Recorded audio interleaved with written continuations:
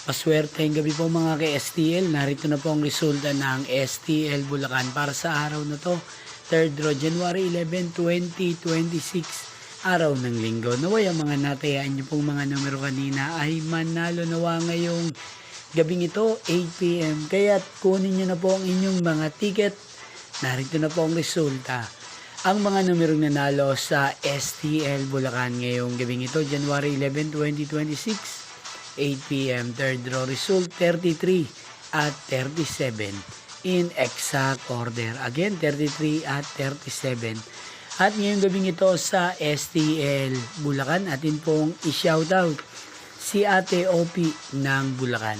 Shoutout po sa inyo, Ate Opi. Sana po ay nasa maayos kayong kalagayan. At sa lahat po ng mga taga Bulacan, shoutout po sa inyo.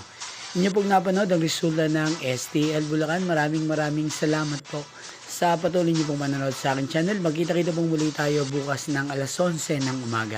Thank you for watching.